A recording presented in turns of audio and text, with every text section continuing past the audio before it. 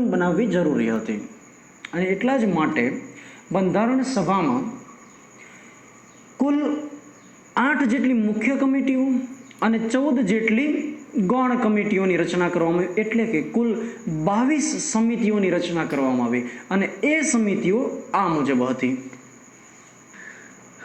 આ છે આપણી સમક્ષ 22 જેટલી સમિતિઓ. ગભરાઈ ગયા હશો જોઈને કે આટલી બધી ક્યાં યાદ રાખવી, એના અધ્યક્ષનું નામ યાદ રાખવા, પરંતુ આ વિગત પરીક્ષાલક્ષી કરતાં જાણકારી માટે વધુ છે. તેમ છતાં જો પૂછાય તો મારી પર કોઈ બ્લેમ નહીં કરે, કેમ કે મેં મહેમાન અને પરીક્ષાનું નક્કી હોતું નથી. આમાંથી દરેક સમિતિના પોતપોતાના ઉદ્દેશો હતા અને એ મુજબ નિષ્ણાત વ્યક્તિઓની ટીમ બનાવવામાં આવી હતી, જેમાં તમે નામ બધા વાંચી શકો, વિડીયોને પોઝ કરી અને તમે નોટ ડાઉન પણ કરી શકશો. જેમાંથી મારું ધ્યાન એક અહીંયા જાય છે, ક્રેડેન્શિયલ, જે અંગ્રેજી નામ છે ક્રેડેન્શિયલ સમિતિ, જેનો ઉદ્દેશ હતો કે જે સરકારી પદ આપણે આમાં જોગવાઈ કરવાના છીએ એ પદ અંગેની લાયકાતો શું હોઈ શકે. ફોર એક્ઝામ્પલ કે સુપ્રીમ કોર્ટના મુખ્ય ન્યાયમૂર્તિ કોણ બની શકે, મંત્રી કોણ બની શકે વગેરે. તો એ જે કાંઈ પદ માટેની લાયકાતો નક્કી કરવા માટે સમિતિ ઘડવામાં આવી હતી એ હતી ક્રેડેન્શિયલ સમિતિ. બાકીની દરેક સમિતિના નામ પરથી એના ઉદ્દેશો આપણે સ્પષ્ટ રીતે સમજી શકીએ છીએ. આ દરેક સમિતિઓમાં એક સમિતિ એવી હતી કે જેનું કામ ખૂબ જ અગત્યનું હતું અને એ સમિતિ વગર એ કામ પૂરું થઈ શકે એમ નહોતું. તો એ સમિતિ છે પ્રારૂપ સમિતિ, જેને આપણે અંગ્રેજીમાં કહેશું ડ્રાફ્ટિંગ કમિટી, જેના અધ્યક્ષ હતા માનનીય ડૉક્ટર બાબા સાહેબ આંબેડકર, જેને બંધારણના ઘડવૈયા તરીકે પણ ઓળખવામાં આવે છે. ખૂબ જ સારા એવા કાયદાના પ્રખર જ્ઞાતા એવા ડૉક્ટર આંબેડકર સાહેબની જન્મ જયંતિ 14 એપ્રિલના રોજ રાષ્ટ્રીય જળ દિવસ ઉજવવાનું પણ નક્કી કરવામાં આવ્યું છે. તો આ પ્રારૂપ સમિતિ ડ્રાફ્ટિંગ કમિટીમાં અધ્યક્ષ સહિત 7 સભ્યો હતા, જે આ મુજબ હતા.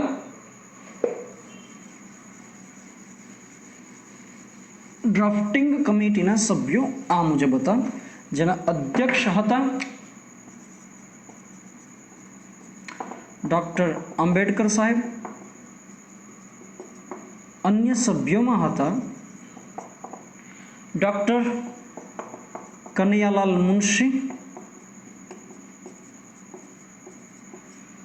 અગાઉના લેક્ચરમાં વાત થઈ મલ્ટી પર્સનાલિટી ધરાવતા, એટલે કે બહુ વ્યક્તિત્વ ધરાવતા, નવલ પણ લખી જાણતા, સાહિત્યનું સર્જન પણ કરી નાખતા અને સારામાં સારા રાજનીતિજ્ઞ પણ હતા અને સાથે થોડું પ્રેમ મિજાજ પણ ધરાવતા હતા.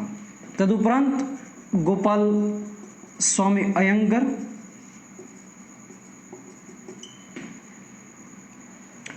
કૃષ્ણસ્વામી અય્યર, એન માધવરાવ,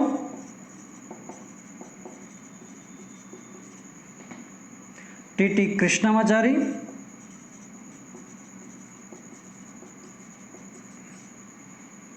અને છેલ્લે હતા સૈયદ મોહમ્મદ સાદુલ્લા. અહીં આપણે નોંધ લઈએ કે એન માધવરાવ કે જે BL મિત્તલના રાજીનામાના સ્થાને આવેલા, તે ઉપરાંત ટી કૃષ્ણમાચારી કે જે DP ખેતાનના 1948માં થયેલા ડેથના સ્થાને, એટલે કે જે જગ્યા ખાલી પડેલી હતી એના સ્થાને ટી કૃષ્ણમાચારી આવેલા હતા. તો આ રીતે ડ્રાફ્ટિંગ કમિટી રચાઈ કે જેમાં અધ્યક્ષ સહિત 7 સભ્યો હતા. તો આ પરીક્ષાની દ્રષ્ટિએ અગત્યનું સાબિત થઈ શકે. નીચેનામાંથી કયા સભ્ય હતા અથવા નહોતા, અને અધ્યક્ષનો સવાલ તો પૂછાઈ શકે. હવે આ ડ્રાફ્ટિંગ કમિટી ઉપર ખૂબ જ મહત્વની કામગીરી રહેલી હતી અને એ કામગીરી હતી ટુ ડ્રાફ્ટ અ કોન્સ્ટિટ્યુશન, એટલે કે બંધારણનું પ્રારૂપ તૈયાર કરવું, બંધારણની ડિઝાઇન આપવી. કે આપણી પાસે ઉદ્દેશો તો આવી ગયા કે આપણું બંધારણ આ પ્રકારનું હોવું જોઈએ, માનો કે આપણે ઘર બનાવડાવવું છે, તો આપણે આર્કિટેક્ચરને આપણી રિક્વાયરમેન્ટ કહેશું કે મારે આટલા બેડરૂમ જોશે, આ પ્રકારનો સ્વિમિંગ પુલ જોશે, આ પ્રકારની રિક્વાયરમેન્ટ જોશે, આટલું મેદાન જોશે, વગેરે વગેરે. પણ ત્યારબાદ એને ડ્રાફ્ટ કરવાનું કામ તો આર્કિટેક્ચર કરશે. તો એ જ રીતે ઉદ્દેશ પ્રસ્તાવમાં આપણી પાસે ઉદ્દેશો તો આવી ગયા કે આપણો દેશ આ પ્રકારની શાસન પ્રણાલી અપનાવશે, આ પ્રકારના સિદ્ધાંતો હશે, નાગરિકો આ પ્રકારનું મેળવશે, વગેરે વગેરે વગેરે. તો હવે એને કઈ રીતે ડ્રાફ્ટ કરવું, એક બંધારણનું સ્વરૂપ આપવું, કયા પ્રકારની જોગવાઈઓ કરવી, વગેરે કામ, એટલે કે ખૂબ જ અગત્યની કામગીરી આ કમિટીની માથે હતી. આ કમિટીએ પોતે ખૂબ જ ખંતથી કામ કર્યું. અલગ અલગ 60 દેશોના બંધારણનો અભ્યાસ કર્યો. 141 દિવસની કામગીરીના અંતે પોતે આ કામમાં સફળ થયા. આ કમિટીની રચના 29મી ઓગસ્ટ 1947ના રોજ કરવામાં આવી. 29 ઓગસ્ટ 1947 એટલે કે દેશ આઝાદ થઈ ગયા બાદ. અહીંયા આપણે એ નોંધ તો લેવી જ રહી કે બંધારણ સભાનું ગઠન આઝાદી પહેલાં થઈ ચૂક્યું હતું. એટલે કે 15મી ઓગસ્ટ 1947ના રોજ તો આઝાદી મળી આપણને, જ્યારે બંધારણ સભાની પ્રથમ બેઠક તો યોજાઈ ગઈ હતી 9મી ડિસેમ્બર 1946. તો 29 ઓગસ્ટ 1947ના રોજ મુસદ્દા સમિતિનું ગઠન કરવામાં આવ્યું, જેમણે પોતાની કામગીરી શરૂ કરી અને પ્રથમ મુસદ્દો કે આપણું બંધારણ કેવું હોય એ રજૂ કર્યું ફેબ્રુઆરી 1947માં. પોતાનો પ્રથમ મુસદ્દો દેશ સમક્ષ રજૂ કર્યો અને દેશના નાગરિકોને સજેશન્સ મોકલવા માટે પ્રેર્યા કે આ બંધારણમાં કયા કયા પ્રકારના અનુચ્છેદો અથવા તો કયા પ્રકારની જોગવાઈ હોવી જોઈએ એ તમારે તમારા મત મુજબ રજૂ કરવાના છે. હવે દેશ બંધારણના લોકો માટે રચાઈ રહ્યું છે, ત્યારે એ તો જરૂરી જ હશે કે લોકોની ઈચ્છાઓ અને માગણીઓનું પ્રતિબિંબ ત્યાં આગળ પડે. ગાંધીજીએ પોતે પણ ઉચ્ચારેલું કે બંધારણ એ જે તે દેશના નાગરિકોની માગણીનું પ્રતિબિંબ રજૂ કરતું હોવું જોઈએ, એટલે કે પ્રજાની માગણીઓ અનુસાર એમની પરિસ્થિતિઓને ધ્યાને રાખી અને તૈયાર થયેલું હોવું જોઈએ. તો એને સાકાર કરવા માટે પ્રથમ મુસદ્દો ફેબ્રુઆરી 1947માં રજૂ કર્યો અને દેશને 8 મહિનાનો સમય આપ્યો કે એ 8 મહિના દરમિયાન દેશના નાગરિકો પોતે પોતાના મત ત્યાં આગળ મોકલી શકે.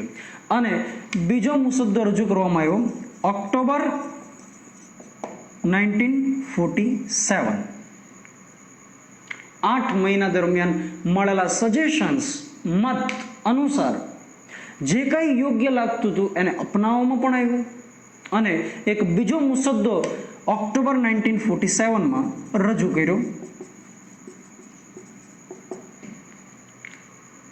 બંધારણ સભા સમક્ષ રજૂ કર્યા બાદ એક ત્રીજો મુસદ્દો નવેમ્બર 1947માં રજૂ કર્યું.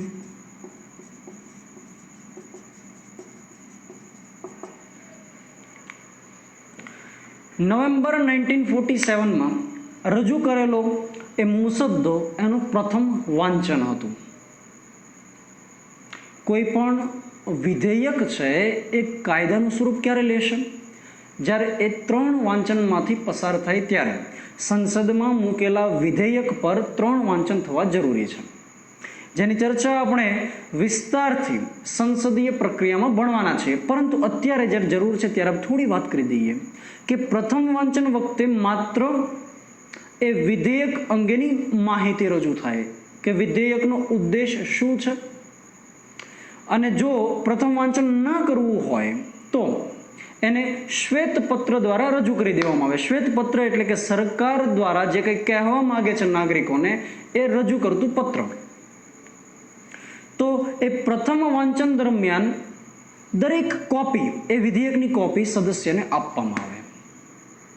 સદસ્યો તેના પર અભ્યાસ કરશે, વિચાર વિમર્શ કરશે અને ત્યારબાદ શરૂ થશે બીજું વાંચન. અને એ બીજું વાંચન ખૂબ જ સમય માંગી લેતી પ્રક્રિયા હશે. એટલે કે બીજા વાંચન દરમિયાન વિધેયકની દરેક જોગવાઈ પર ચર્ચાઓ થશે, ડિસ્કશન્સ થશે અને કોઈ એક તારણ ઉપર આવવાનો પ્રયત્ન થશે. એ બીજા વાંચન દરમિયાન જો જોગવાઈ અનુકૂળ ન લાગે તો સદસ્ય તેનો વિરોધ પણ કરી શકે અને ભલામણ પણ કરી શકે. તો પ્રથમ વાંચન નવેમ્બર 1947માં ચાલ્યું, 5 દિવસ એના પર ચર્ચાઓ થઈ. ત્યારબાદ શરૂ થયું 15 નવેમ્બર 1947ના રોજ બીજું વાંચન.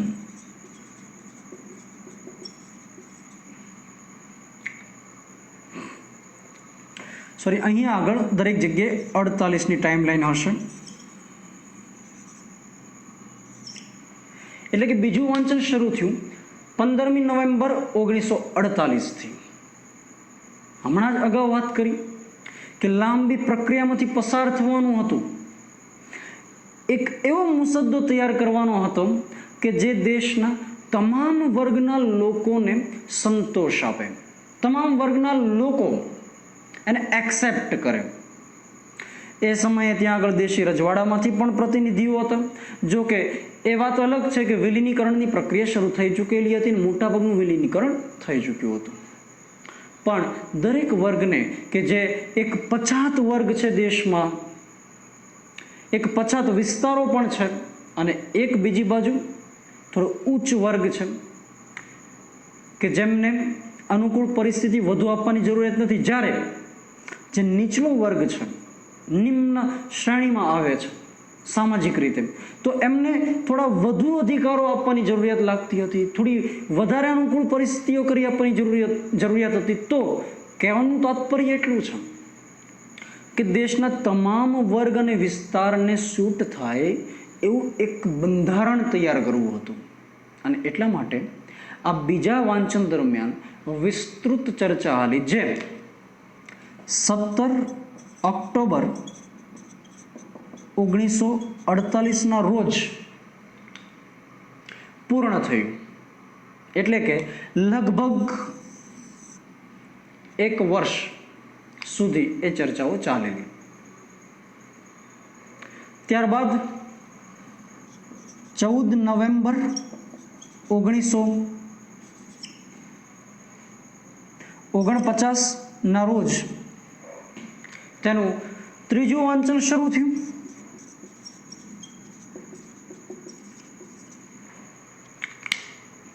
ત્રીજા વાંચન દરમિયાન એ વિધેયકને મંજૂરી આપવી છે અથવા નથી આપવી, એટલે કે એકદમ અંતિમ સ્વરૂપ તરફ લઈ જવા માટેની પ્રક્રિયા હોય છે. તેમાં ડિસ્કશન્સને કોઈ સ્થાન નથી હોતું. માનો કે આજે કોઈ સદસ્ય એમ કહેશે કે ભાઈ બીજા વાંચન વખતે હું ગેરહાજર હતો, અથવા તો મને એ પોઈન્ટ ભૂલાઈ ગયો હતો, મારે હવે એને રજૂ કરવો છે, મારા વિધેયકમાં સુધારાઓ લાવવા છે, ભલામણો કરવી છે વગેરે, એવું નહીં ચાલે. ત્રીજા વાંચન વખતે યસ કહેવાનું છે અથવા નો કહેવાનું છે કે યસ મને એક્સેપ્ટ છે અથવા તો નથી. એટલે કે 14 નવેમ્બર 1949ના રોજ શરૂ થયેલું ત્રીજું વાંચન 26 નવેમ્બર 1949ના રોજ પૂર્ણ થયું. એટલે કે ટૂંકા ગાળામાં. અને 26 નવેમ્બર 1949ના રોજ બંધારણ સભામાં એ બંધારણને સ્વીકૃતિ મળી અને આ રીતે આપણા દેશનું બંધારણ ઘડાયું. એ સમયે અંતિમ બંધારણને સ્વીકૃતિ આપતી વખતે 284 સદસ્યો હાજર હતા. 284 સદસ્યો હાજર હતા. અહીં યાદ અપાવી દઉં કે અલગ પાકિસ્તાન થઈ જવાના કારણે બેઠકોની સંખ્યાથી 299, એટલે કે કુલ 15 સદસ્યો ઘરે હાજર હતા, એ ત્યાં આવી શક્યા નહોતા. તો આ રીતે મુસદ્દા સમિતિએ કામગીરી કરી. ફરી એકવાર જોઈએ તો 29 ઓગસ્ટ 1947ના રોજ મુસદ્દા સમિતિની રચના થઈ. Doctor B.R. આંબેડકરની અધ્યક્ષતામાં કુલ 7 સભ્યો અધ્યક્ષ સહિત. તેમણે પ્રથમ મુસદ્દો ફેબ્રુઆરી 1948માં રજૂ કર્યો, દેશ સમક્ષ મૂક્યો અને નાગરિકો તરફથી મળતા સજેશન્સને આવકાર્યા. તો એ સજેશન્સ જે કંઈ મળતા ગયા એ પ્રમાણે મુસદ્દાનું સ્વરૂપ પણ બદલાતું ગયું અને ઓક્ટોબર 1948માં બંધારણ સભા સમક્ષ બીજો મુસદ્દો રજૂ કરવામાં આવ્યો. નવેમ્બર 1948માં એટલે કે એની આગળના જ મહિને ત્રીજો મુસદ્દો રજૂ કર્યો, ફાઇનલ ડ્રાફ્ટ, અને એ એનું પ્રથમ વાંચન હતું. પ્રથમ વાંચનમાં એના વિશેનો માત્ર ઇન્ટ્રોડક્શન દેવાનો હોય, બીજા વાંચન વખતે તેની ડિટેલમાં ચર્ચા કરવામાં આવે, તેની ઝીણામઝીણી જોગવાઈ ઉપર પણ ચર્ચા કરવામાં આવે. એટલા જ માટે 15 નવેમ્બર 1948ના રોજ શરૂ થયેલું બીજું વાંચન 17 ઓક્ટોબર 1949 સુધી ચાલે છે અને 14 નવેમ્બર 1949ના રોજ ત્રીજું વાંચન શરૂ થાય છે, જેને 26મી નવેમ્બર 1949ના રોજ મંજૂરી આપવામાં આવે છે. એટલે કે આપણા દેશનું બંધારણ ડ્રાફ્ટ થઈ ચૂકેલું હોય છે. 284 સભ્યો એ સમયે સહી કરે છે. અહીં આપણે એક બીજી વિગત જોઈએ જે પરીક્ષાલક્ષી અગત્યતા ધરાવતી હોય. બંધારણ જે ઓરિજિનલ બંધારણ છે, મૂળભૂત બંધારણ, આપણું મૂળ, કે જે પ્રેમ બિહારી રાયઝાદા દ્વારા હસ્તલિખિત કરવામાં આવ્યું હતું. તો આ નામ આપણે યાદ રાખીએ, પ્રેમ બિહારી રાયઝાદા. તદુપરાંત શાંતિનિકેતનના વિદ્યાર્થી એવા કલામાં જેની ખૂબ પ્રસિદ્ધિ થયેલી નંદલાલ બોઝ અને રામ મનોહર સિન્હા દ્વારા એ બંધારણના પૃષ્ઠોની ડિઝાઇન નક્કી કરવામાં આવેલી અને ડિઝાઇન પણ કરેલી, જેના ભાગરૂપે મૂળ બંધારણમાં દરેક પૃષ્ઠ પર નીચેની બાજુ જમણી સાઈડ રામ તરીકે એની શોર્ટ સાઇન જોવા મળે છે. તો આ પ્રકારે આપણું બંધારણ છે એ ઘડતર પામ્યું. આ બંધારણમાં અંદાજિત 60 જેટલા દેશોના બંધારણનો અભ્યાસ કરવામાં આવ્યો. દરેક દેશનું ભૂપૃષ્ઠ, દરેક દેશની સંસ્કૃતિ, ત્યાંની પ્રથાઓ, રૂઢિઓ ને અનુલક્ષીને દરેકના અલગ અલગ બંધારણ હોય. તેમાંથી આપણા દેશની પરિસ્થિતિને શું સૂટ થશે, શું અનુકૂળ આવશે, એને ધ્યાનમાં રાખી અને અલગ અલગ જોગવાઈ લેવામાં આવી. એટલે કે આપણું બંધારણ એ અલગ અલગ 60 દેશોમાં જે કાંઈ અનુકૂળ બાબતો થઈ શકતી હતી એનું પ્રતિબિંબ પાડે છે.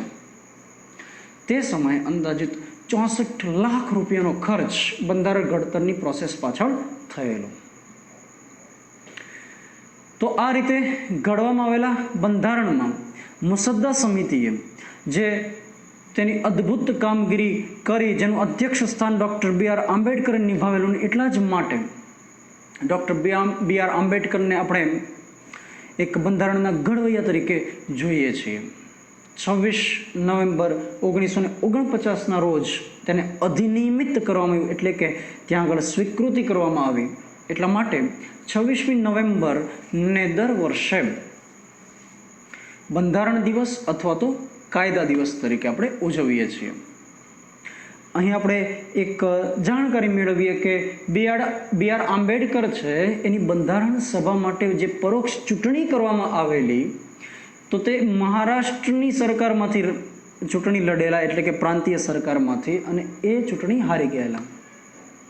ત્યારબાદ B.R. આંબેડકરનું કાયદાકીય જ્ઞાન એટલું બધું હતું કે એમનો સમાવેશ થવો અત્યંત જરૂરી હતો. એટલા જ માટે કોંગ્રેસ તરફથી એ પશ્ચિમ બંગાળની બેઠક પર જીતી અને બંધારણ સભામાં ભાગ લે છે. ગાંધીજીનું પ્રખર રીતે માનવું હતું, પ્રબળ રીતે, કે B.R. આંબેડકર બંધારણ સભામાં હાજર રહેવા જોઈએ. જો કે અહીં આપણે એ પણ જાણીએ છીએ કે ગાંધીજી અને B.R. આંબેડકર વચ્ચે કેટલીક બાબતોમાં મતાંતર હતા. તેમ છતાં ગાંધીજી આંબેડકરજીના કાયદાકીય જ્ઞાનથી બરોબર વાકેફ હતા અને એમણે કોંગ્રેસને સ્પષ્ટ સૂચવ્યું હતું કે જો આંબેડકર બંધારણ સભામાં હાજરી નહીં આપે તો એને બિલકુલ નુકસાન થવાનું નથી, નુકસાન થશે દેશને. એનું જ્ઞાન પ્રાપ્ત કરવું ખૂબ જરૂરી હતું.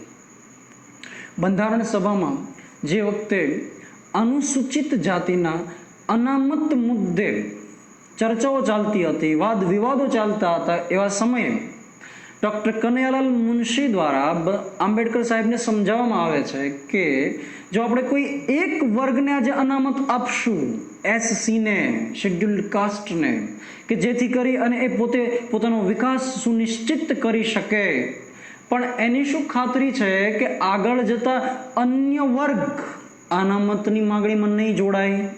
વાત એકદમ સાચી હતી.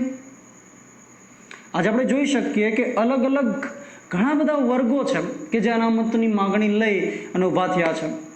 જો કે તત્કાલીન પરિસ્થિતિ એ પ્રમાણની હતી કે સમાજના જો દરેક વર્ગને સાથે રાખવા હોય, દરેકનો રાજકીય, સામાજિક, આર્થિક વિકાસ સુનિશ્ચિત કરવો હોય તો અનામત એ સમયે કદાચ જરૂરી હતું. તો આપણે એ બાબતની ચર્ચા નથી કરતા કે અનામત જરૂરી છે કે અનામત હોવું જોઈએ, ન હોવું જોઈએ. એ તો સંસદ નક્કી કરશે, એ આપણું તો કામ નથી. આપણે માત્ર સમીક્ષા કરી શકીએ. તો એ વાદ વિવાદ વખતે જ્યારે કનૈયાલાલ મુનશી એમને સમજાવે છે કે ભાઈ અનામતની ડિમાન્ડ તમે છોડી દો, તો એવા સમયે આંબેડકરજી પોતાનું રાજીનામું સામે ધરી દે છે કે હવેથી બંધારણ સભામાં તો જ આવીશ જો અનામત એમને રાખવામાં આવે તો.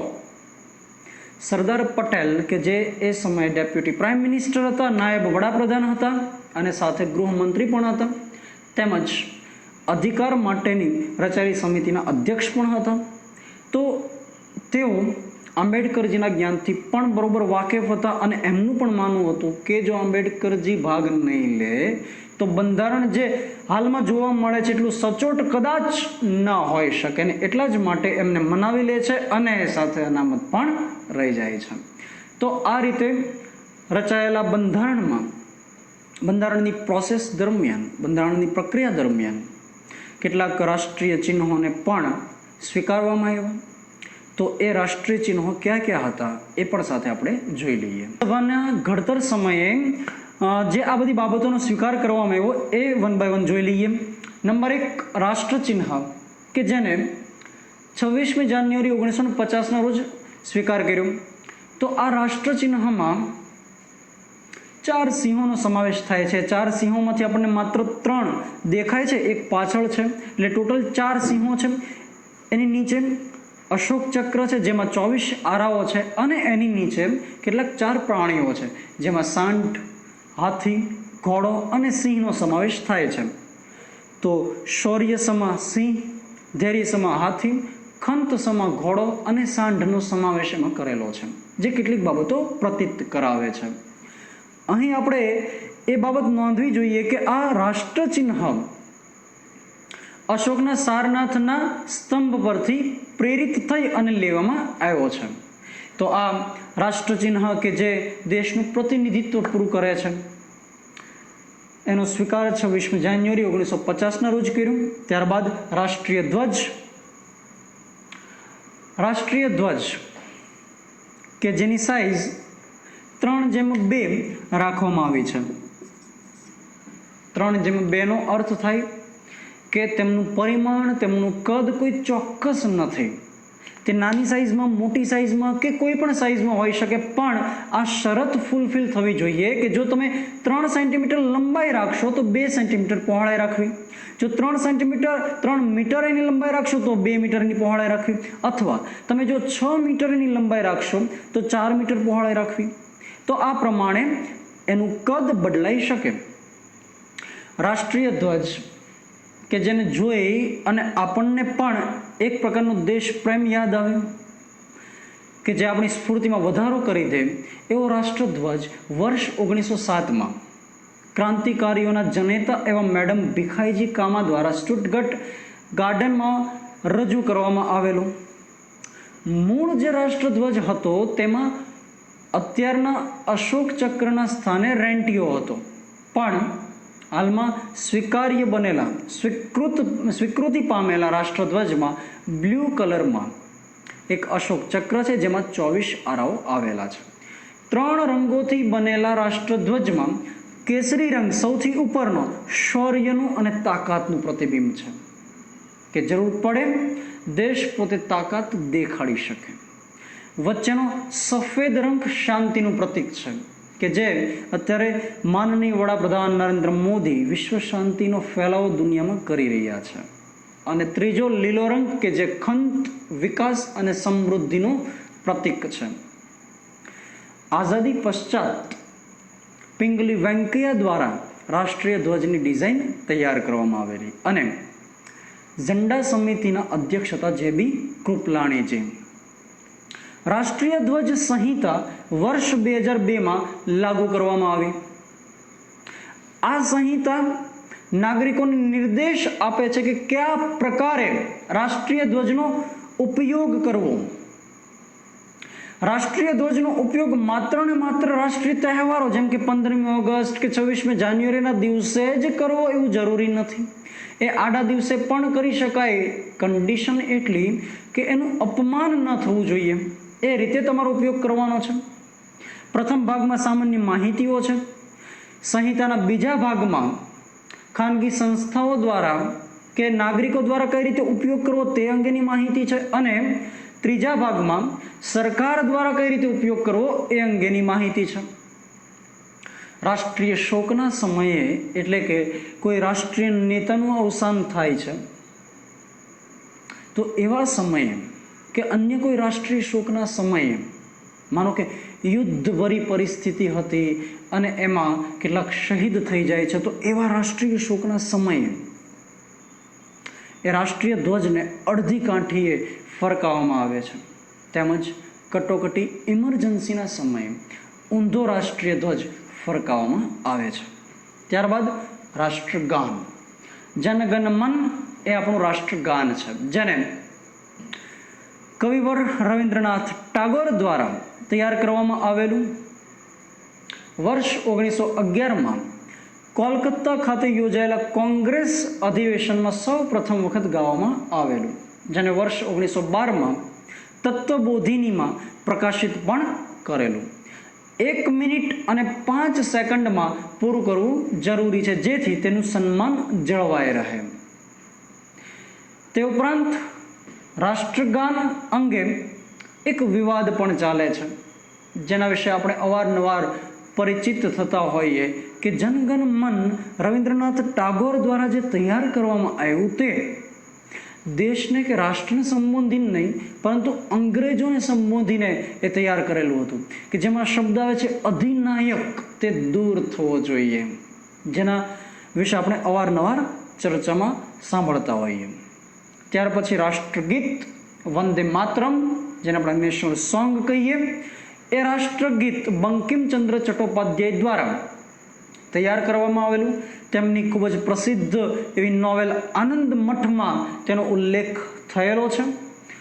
આ રાષ્ટ્રગીતને વર્ષ 1896માં કોલકાતા ખાતે યોજાયેલા કોંગ્રેસના અધિવેશનમાં સૌ પ્રથમ વખત ગાવામાં આવેલું, તો જેનો સ્વીકાર 26મી જાન્યુઆરી 1950ના રોજ થયેલો. તો આ રીતે રાષ્ટ્રચિહ્ન, રાષ્ટ્રીય ધ્વજ, રાષ્ટ્રગાન અને રાષ્ટ્રગીતનો સ્વીકાર થયેલો છે. રાષ્ટ્રગીત ગાવા માટેનો સમય 1 મિનિટ 5 સેકન્ડનો છે. અહીં આપણે એક બાબત જોઈએ કે 26મી નવેમ્બર 1949ના રોજ બંધારણનો સ્વીકાર કરવામાં આવ્યો, પરંતુ તે તેની અંતિમ બેઠક નહોતી. બંધારણ સભાની અંતિમ બેઠક હતી 24મી જાન્યુઆરી 1950. તે દિવસે બંધારણ સભાના અધ્યક્ષ ડૉક્ટર રાજેન્દ્ર પ્રસાદને ભારતના પ્રથમ રાષ્ટ્રપતિ તરીકે નિયુક્ત કરવામાં આવ્યા, જે સૌથી અત્યાર સુધીમાં લાંબા સમય સુધી રહેલા છે. એટલે સવાલ પૂછાય ભારતના પ્રથમ અથવા લાંબા સમય સુધી રાષ્ટ્રપતિ પદે રહેલા વ્યક્તિ કોણ અથવા રાષ્ટ્રપતિ કોણ, તો એ હશે ડૉક્ટર રાજેન્દ્ર પ્રસાદ. 26મી નવેમ્બર 1949ના રોજ આપણું બંધારણ સભા દ્વારા ઘડવામાં આવ્યું, એને સ્વીકૃતિ આપવામાં આવી. તો શું ત્યારે એનો અમલ થઈ ગયો હતો? 26મી નવેમ્બરથી જ એનો અમલ શરૂ કરી દીધો હતો? ના. 26મી નવેમ્બર 1949થી તેનો અમલ શરૂ નહોતો કર્યો. તેનો અમલ શરૂ કરે છે 26મી જાન્યુઆરી 1950, કે જેને આપણે પ્રજાસત્તાક દિવસ તરીકે ઓળખીએ છીએ. તો આ પાછળનું કારણ શું? શા માટે 26મી નવેમ્બરના દિવસે 1949ના દિવસે આપણે એનો અમલ ન કરાયો? અહીં નોંધ તો રાખીએ જ કે 26મી નવેમ્બર 1949ના દિવસે કેટલાક અનુચ્છેદોને અમલી બનાવ્યા હતા.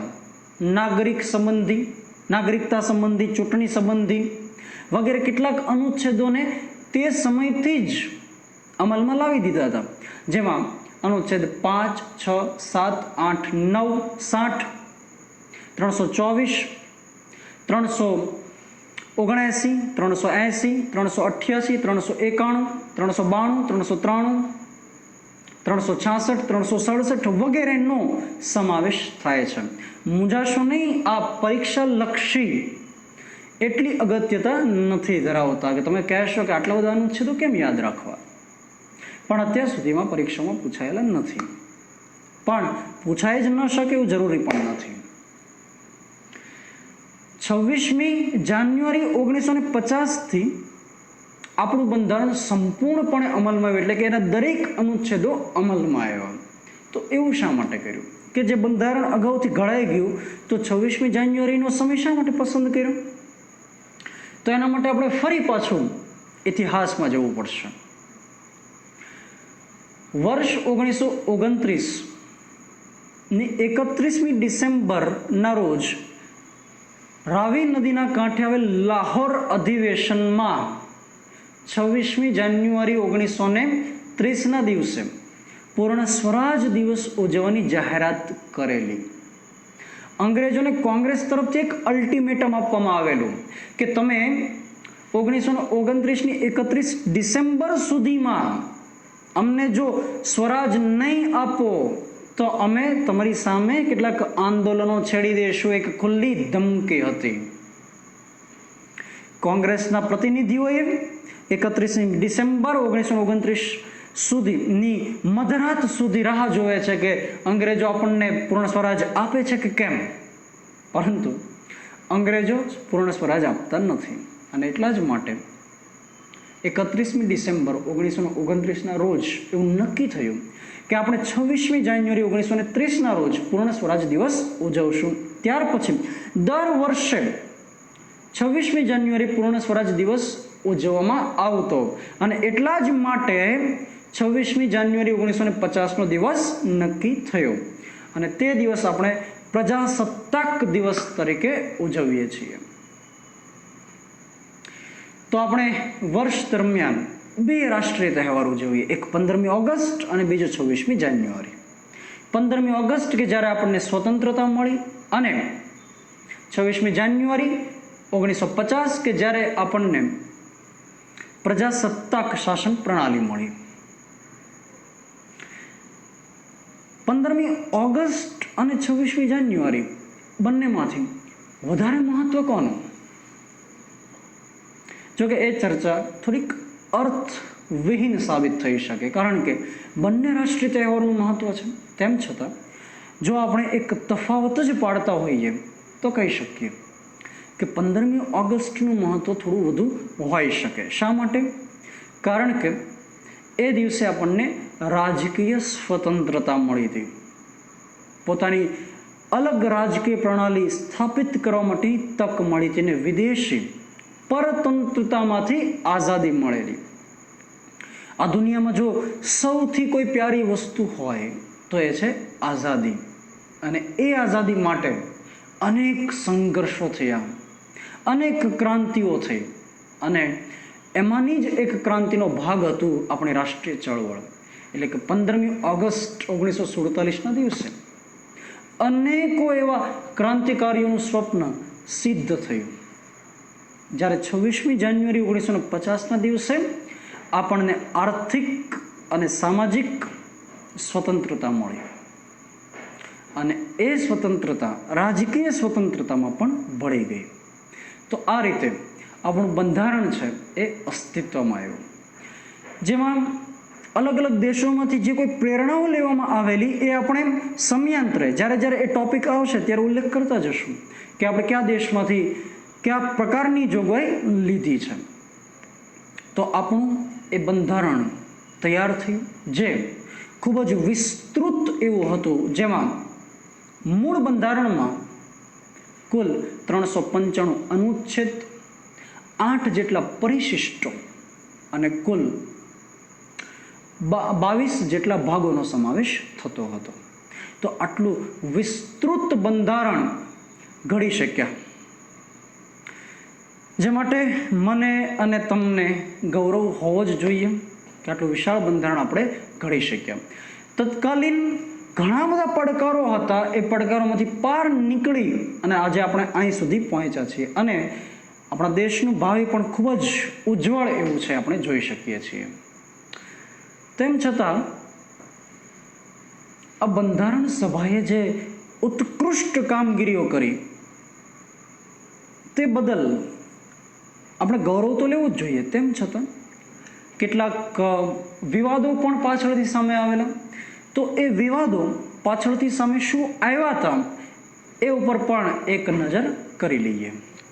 બંધારણ સભાની કામગીરી અંગે પ્રશ્નાર્થ આ મુજબ નીકળ્યા હતા કે બંધારણ સભા એ તો પરોક્ષ રીતે ગઠિત થયેલી હતી કે જે માત્ર 14% વસ્તીનું જ પ્રતિનિધિત્વ કરે છે, તો એ સમગ્ર દેશ માટે કઈ રીતે બંધારણ રચી શકે?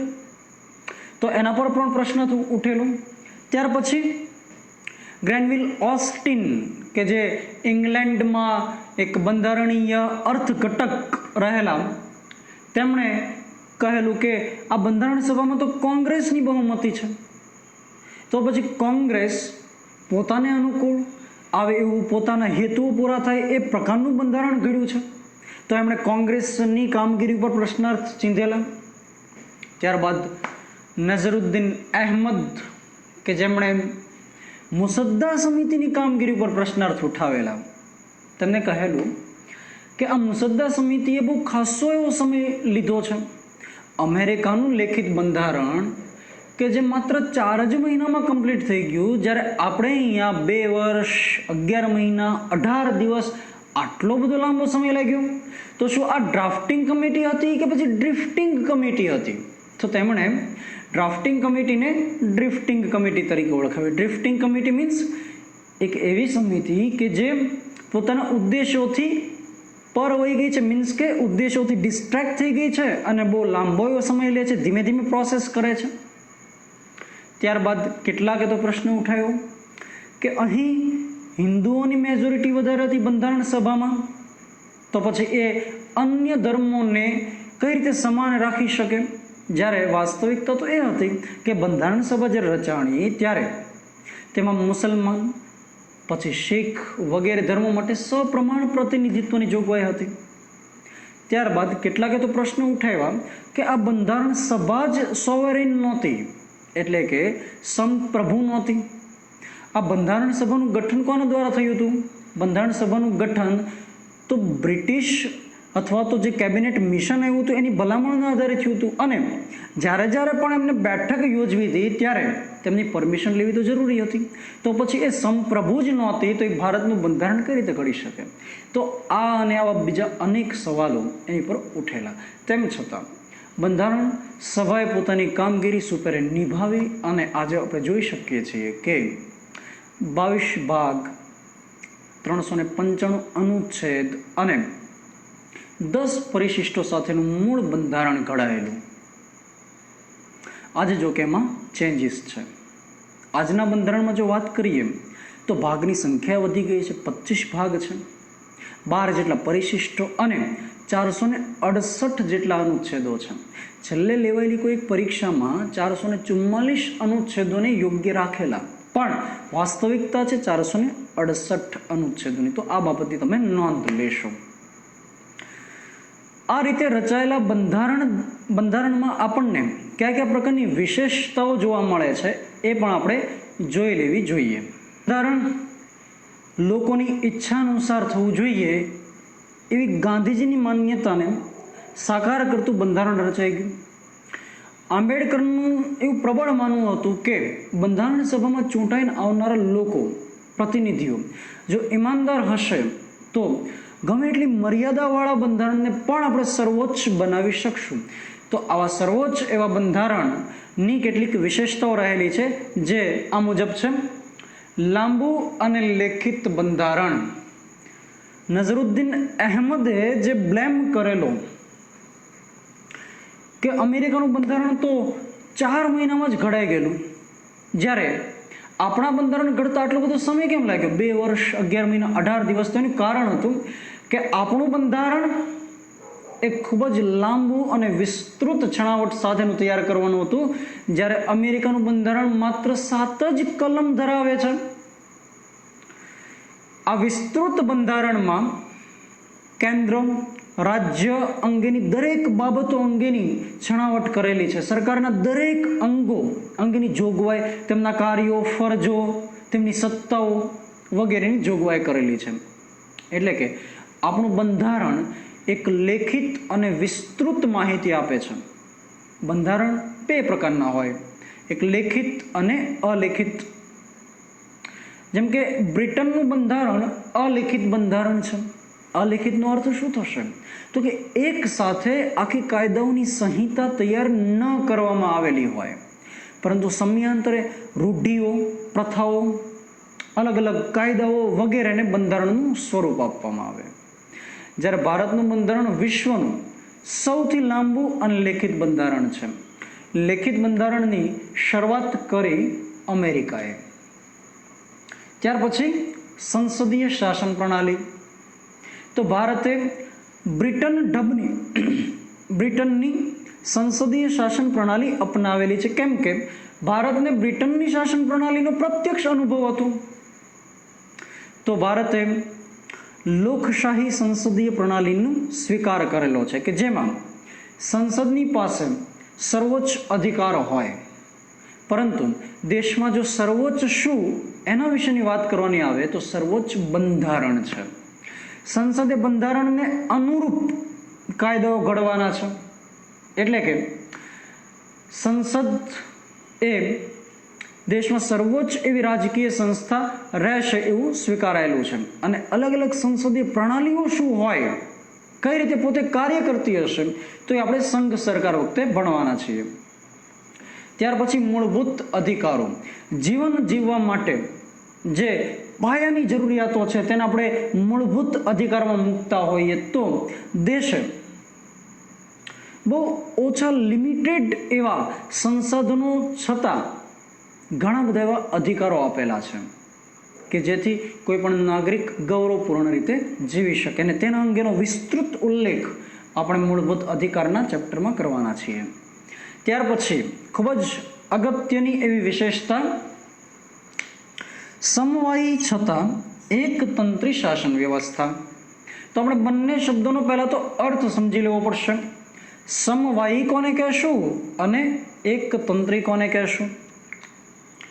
સમવાયી શાસન વ્યવસ્થાનો અર્થ થાય છે કે એક કરતાં વધારે સ્તરેથી શાસન કરવામાં આવે. શાસનના એક કરતાં વધારે સ્તર જોવા મળતા હોય. જેમ કે ભારતમાં અત્યારે શાસન 3 સ્તરેથી થાય છે: કેન્દ્ર, રાજ્ય અને પંચાયતી રાજ. એટલે કે વિષયોની વહેંચણી થયેલી હશે. કેટલાક વિષયો ઉપર કેન્દ્ર કાયદો બનાવી શકે, કેટલાક ઉપર રાજ્ય બનાવી શકે, અને કેટલાક વિષયો એવા હોય કે જેની ઉપર બંને કાયદાઓ બનાવી શકે. તો જેને આપણે સમવાયી શાસન વ્યવસ્થા કહેશું. પરંતુ શું ભારત દેશ સંપૂર્ણપણે સમવાયી તંત્રી વ્યવસ્થા ધરાવે છે ખરો? જે રીતે અમેરિકાનું બંધારણ છે સમવાયી તંત્રી શાસન વ્યવસ્થાને સ્વીકારાયેલું, તો એ પ્રકારનું ભારત સમવાયી તંત્રી વ્યવસ્થા ધરાવે છે ખરું? ના. અને એટલા જ માટે આપણે લખ્યું છે કે સમવાયી છતાં એકતંત્રી શાસન. ડીડી બસુના મત અનુસાર ભારતની શાસન વ્યવસ્થા નથી સંપૂર્ણ સમવાયી કે નથી સંપૂર્ણ એકતંત્રી. એ શાસન વ્યવસ્થા બંનેનું મિશ્રણ છે. તો એકતંત્રીમાં શું હોય? એકતંત્રી શાસન વ્યવસ્થામાં સત્તાનું કેન્દ્રીકરણ થયેલું હોય, સત્તાનું કેન્દ્ર બિંદુ એક જ જગ્યાએ હોય અને નીચલા સ્તરોમાં માત્ર આદેશોનું વહન થતું હોય, એક જગ્યાએથી આદેશ અપાતો હોય અને એનું વહન નીચલા સ્તરોમાં થતું હોય. જ્યારે આપણા દેશમાં એ પ્રકારની પરિસ્થિતિ સંપૂર્ણપણે નથી. તો હું કઈ રીતે કહી શકું કે ભારતની શાસન વ્યવસ્થા સમવાયી છતાં એકતંત્રી છે? તો મારી પાસે એવા ચોક્કસ કારણો છે. જેમ કે ભારતમાં એકલ નાગરિકત્વનો સ્વીકાર થયેલો છે, જ્યારે અમેરિકામાં બેવડી નાગરિકતા છે. એટલે કે માનો કે કોઈ વ્યક્તિ કોઈક સ્ટેટમાં રહે છે તો એ સ્ટેટની નાગરિકતા પણ હશે અને અમેરિકાની પણ નાગરિકતા હશે. તેની પાસે બે આઈડેન્ટિટી કાર્ડ હશે, એક રાજ્યનું અને એક અમેરિકાનું. જ્યારે ભારતમાં એ પ્રમાણે નથી. ભારતમાં તો આપણે કહીએ છીએ કે હું ભારતીય છું, એટલે કે એક જ આઈડેન્ટિટી છે. ત્યાં આગળ બેવડી નાગરિકતા નથી કે ભાઈ એક ગુજરાતનું આઈ કાર્ડ હોય અને એક ઇન્ડિયાનું આઈ કાર્ડ હોય, એ પ્રમાણેનું તો નથી. તો જો સમવાયતંત્રી વ્યવસ્થા હોય તો ત્યાં આગળ બેવડી નાગરિકતા હોવી જોઈએ, જો આપણે અમેરિકાના સમવાયતંત્રને આદર્શ માનતા હોઈએ તો. ત્યાર પછી કેન્દ્ર સરકાર અથવા તો સંઘ સરકાર જે તે રાજ્યની સીમામાં પરિવર્તન કરી શકે, સિવાય કે જમ્મુ એન્ડ કાશ્મીર. તો જમ્મુ અને કાશ્મીર એક અપવાદ છે જેના વિશે આગળ ચર્ચા થવાની છે. બીજા કોઈ પણ રાજ્યની સીમામાં જો પરિવર્તન કરવું હોય તો તેની વિધાનમંડળને કે સભાની મંજૂરી લેવી જરૂરી નથી. એ સંઘ સરકાર પોતાની રીતે નિર્ણય લઈ શકશે. જ્યારે સમવાયતંત્રી વ્યવસ્થામાં એવું હોતું નથી. ત્યાં આગળ જે તે રાજ્યની મંજૂરી લેવી ફરજિયાત છે. તો એ બીજી બાબત મારી પાસે આવી. ત્યાર પછી જે તે રાજ્યનો બંધારણીય વડો કે જેને આપણે રાજ્યપાલ કહીએ, એ રાજ્યના વ્યક્તિઓ દ્વારા ચૂંટાયેલો નથી હોતો. તો કઈ રીતે હોય છે? તો કે એ કેન્દ્ર સરકાર વતી એક એજન્ટનું કામ કરે છે, જેની નિમણૂક રાષ્ટ્રપતિ દ્વારા થાય અને રાષ્ટ્રપતિની મંજૂરી હોય ત્યાં સુધી જ એ ત્યાં આગળ ફરજ બજાવશે. ત્યાર પછી કટોકટીના સમયે, ઇમરજન્સીના સમયે દેશની શાસન વ્યવસ્થા એકતંત્રીમાં પરિવર્તિત થઈ જાય છે. બંધારણના ઘડવૈયાઓએ ઇતિહાસને પોતાની નજર સમક્ષ રાખ્યો છે. અને જો તમે ઇતિહાસનો બરોબર અભ્યાસ કર્યો હોય તો કે જ્યારે સંઘ સરકાર અથવા તો કેન્દ્રનું શાસન નબળું પડ્યું ત્યારે વિદેશી આક્રમણો થયા અને વિદેશીઓ અહીંયા જામવામાં સફળ થયા.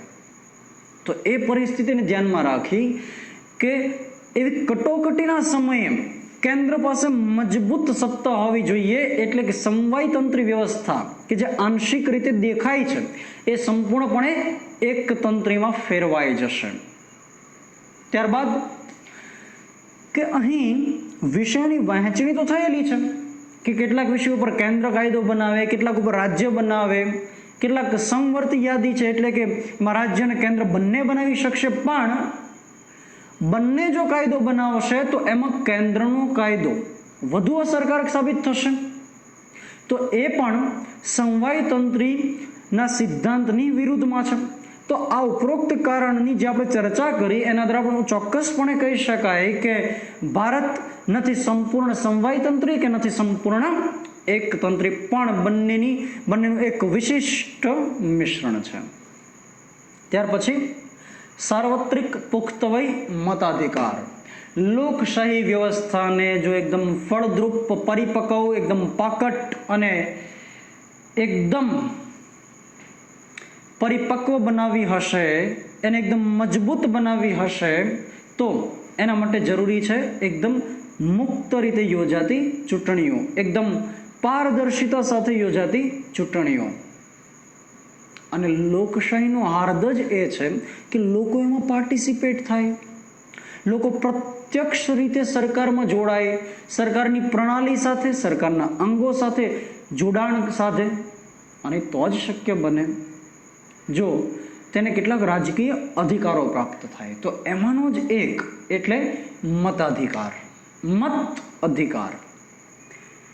દરેક સમાજના દરેક વર્ગને એક સમાન રીતે રાખી કોઈ પણ પ્રકારના ભેદભાવ વગર માત્ર ઉંમરના આધારે આ મતાધિકાર નક્કી થયેલો છે. એટલે કે 18 વર્ષથી ઉપરની કોઈ પણ વ્યક્તિ મત આપી શકશે. તો આ પણ એક વિશિષ્ટ લક્ષણ થયું. ત્યાર પછી સ્વતંત્ર ન્યાયતંત્ર, કે વ્યક્તિ જ્યારે કારોબારીથી નિરાશ થાય, ધારાસભાથી નિરાશ થાય, ત્યારે તેને એક ન્યાયતંત્ર પર વિશ્વાસ હોય છે. ન્યાયતંત્ર ન્યાયિક ધોરણે કામ કરી શકે એટલા માટે તેનું સ્વતંત્ર હોવું, કે કારોબારી કે ધારાસભાના નિયંત્રણથી દૂર હોવું, તેમના દબાણથી દૂર હોવું એ અત્યંત જરૂરી છે. એટલા જ માટે તેને સ્વતંત્ર રાખેલું છે. ત્યાર પછી બિન સાંપ્રદાયિકતા, જેની ચર્ચા આપણે અમુક વખતે કરી ગયા. અને ત્યાર પછી રાજનીતિના માર્ગદર્શક સિદ્ધાંતો, DPSP, directive principles for state policy, જેનો ઉલ્લેખ ભાગ 4માં કરવામાં આવ્યો છે, જેના વિશે વિસ્તૃત ચર્ચા આપણે કરવાના છીએ. પણ હાલમાં એટલું જણાવી દઉં કે બંધારણ ઘડતર સમયે જે બાબતો મૂળભૂત અધિકારમાં સમાવિષ્ટ નહોતા કરી શક્યા, એટલે કે તે સમયે દેશની એટલી પરિસ્થિતિ નહોતી કે એ બાબતો મૂળભૂત અધિકાર સ્વરૂપે આપી શકે, એવી દરેક બાબતોનો સમાવેશ કર્યો કલ્યાણકારી સિદ્ધાંતો અથવા તો રાજનીતિના માર્ગદર્શક સિદ્ધાંતોમાં, કે જેનું મુખ્ય કામ હોય છે રાજ્યને માર્ગદર્શન પૂરું પાડવું કે કયા પ્રકારના કાયદાઓ બનાવવાના છે, કયા પ્રકારની વ્યવસ્થા આપણે કરવાની છે. તો આ થયા આપણા ગૌરવવંત એવા બંધારણના લક્ષણો અથવા તો એમની વિશેષતાઓ, જેમાં લાંબુ અને લેખિત બંધારણ છે. તત્પશ્ચાત સંસદીય શાસન પ્રણાલી છે. એક આપણે રહી ગયું છે જડ છતાં પરિવર્તનશીલ બંધારણ. જવાહરલાલ નહેરુએ બંધારણ ઘડતર સમયે એવું ઉચ્ચારેલું કે આપણે એવું બંધારણ નથી બનાવી દેવું કે જે સમય સાથે બદલી ન શકે. કોઈ પણ સંસ્થા, પ્રક્રિયા અથવા તો બંધારણ જ કેમ ન હોય, એ તો જ અસ્તિત્વ ટકાવી શકે જો તેમાં સમય અને પરિસ્થિતિ પ્રમાણે ફેરફાર થાય. તો ભારતનું બંધારણ એ એકદમ લવચીક નથી, જેવું બ્રિટનનું બંધારણ છે, કે જેમાં બંધારણીય સુધારો કરવો એકદમ સરળ પ્રક્રિયા છે. તો પછી બંધારણની કોઈ ગરિમા જ નહીં રહે. અને અમેરિકાના બંધારણ જેટલું એકદમ જડ અને એકદમ હથોડા છાપ નથી કે જેથી આપણે એમાં ફેરફાર જ ન કરી શકીએ. બંનેની વચ્ચેનું છે. એટલે કે અનુચ્છેદ 368 મુજબ આપણે એમાં ફેરફાર કરી શકશું, કે જેમાં વિશેષ બહુમતી, તે ઉપરાંત વિશેષ બહુમતી તો ખરી જ, પરંતુ જે સમવાય તંત્રીમાં અથવા તો સંવર્તી યાદીનો કોઈ વિષય હશે તો એમાં 50% વિધાનસભાની મંજૂરી પણ લેવી પડશે, અને એક હશે સાદી બહુમતીથી. તો ભારતીય બંધારણ પરિવર્તનશીલ છે. કેટલાક બંધારણ એવા હશે કે જેમાં પરિવર્તન જ નહીં કરી શકાય, એકવાર જે બન્યું બની ગયું, ત્યારબાદ એમાં કોઈ અવકાશ જ નહીં હોય, તો એને આપણે અપરિવર્તનશીલ કહેશું. પણ જ્યારે ભારતનું બંધારણ છે એ જડ છતાં પરિવર્તનશીલ, એટલે એની કેટલીક જોગવાઈઓમાં જો ફેરફાર કરવો હોય તો એ સહેલું કામ નહીં હોય. એના માટે વિશેષ બહુમતીની જરૂર પડશે. અને કેટલાક અનુચ્છેદો એવા હશે કે જેમાં એકદમ સરળ પ્રક્રિયા દ્વારા ફેરફાર થઈ શકશે. તો એટલા જ માટે કહેવાનું છે કે જડ છતાં પરિવર્તનશીલ બંધારણ. તો આ દરેક આપણે વિશેષતાઓ વિશે અભ્યાસ કર્યો. જે બંધારણના જ્યારે સ્ટુડન્ટ હોઈએ અથવા તો બંધારણ શીખતા હોઈએ, બંધારણ સાથે પનારો જ્યારે પડ્યો હોય ત્યારે દરેક શબ્દો વિશે જાણકારી મેળવવી ખૂબ જ જરૂરી છે.